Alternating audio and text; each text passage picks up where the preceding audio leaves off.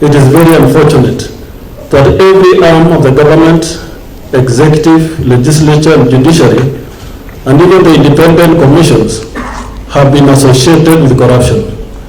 This is a state God complains about in Micah chapter 3 verse 11. It is our conviction that only we as the people of Kenya can stop corruption. Let us end the culture of celebrating the corrupt and start shaming them instead.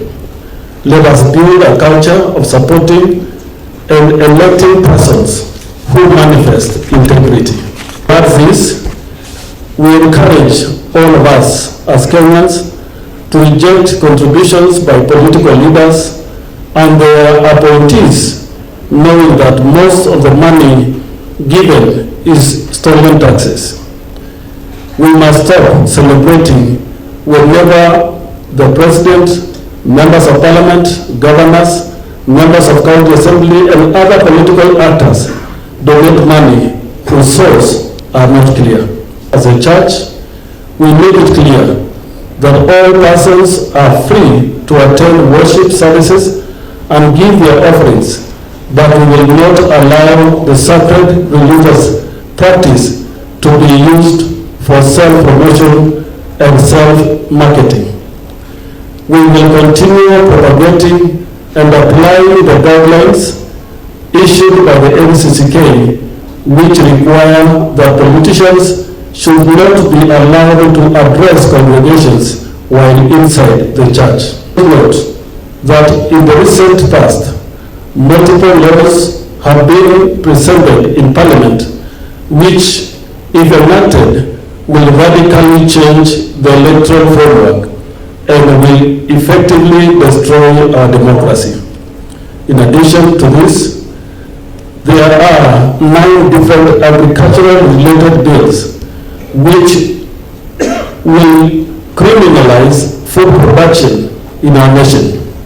We are convinced that the reason political leaders have not undertaken civic education on these laws, none of which are sponsored by Kenyans in any of our constituencies, is because they know Kenyans will not support them. I encourage you to demand from your member of parliament that these laws are withdrawn. Do not allow parliament to enact laws that will make your very life illegitimate. To strongly reject the proposed vaccination of animals being driven by international bodies. Make it clear to your member of parliament and members of county assemblies that we do not want Kenya to be a surrogate of international bodies. Especially make it clear that as Kenyans we have rejected genetically modified organisms, GMOs. I appeal to you that we join hands in ending the rising cases of gender-based violence that is rising in our communities. Let us all endeavor to find peaceful ways of resolving conflicts and disagreements that include dialogue, mediation, and counseling. Further, we urge you to do what is within your power to end the discrimination against persons with disabilities and shape the destiny of our nation. We cannot leave this role to the political leaders who have betrayed us, and as the people of Kenya, we must unite, knowing that the unity of the citizenry is what will make our nation better.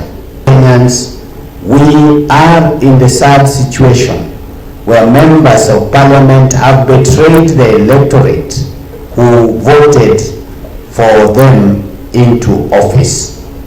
Instead of representing the people, they have become spanner boys and girls carrying out the work of the executive.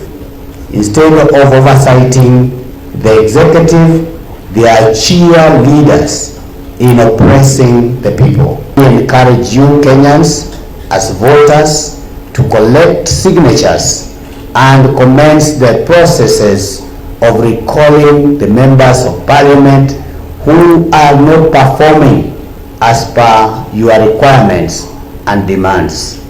And as electorates, you are the employer, not the employee, not the servant of the members of parliament and other elected leaders. The citizens of Kenya, not to give your elected leaders and their appointees peace until they heed to the demand for urgent recruitment of IEBC commissioners as provided for in the Constitution of Kenya 2010. We urge you to raise your voices to demand that the judiciary concludes the cases touching on IEBC within the next 2 weeks. We must get back our democracy. The situation in our country is the direct result of our tendency as the people of Kenya to listen to and believe the narratives peddled by persons seeking to rise to and to hold onto political leadership. These narratives are often premised on lies and falsehood. We appeal to you, Kenyans, brothers and sisters, to seek the truth. Do not just believe what is said, but take a step to verify. Independent Electoral and Boundaries Commission (IEBC) is the most crucial organ in the exercising of democracy in Kenya, for it is the body that is mandated by the law to facilitate elections and removal of leaders. Persistent refusal by the current political leaders to reconstitute the IEBC is a major insult to the people of Kenya and an attack on who we are as a nation. Citizens, do not remain silent.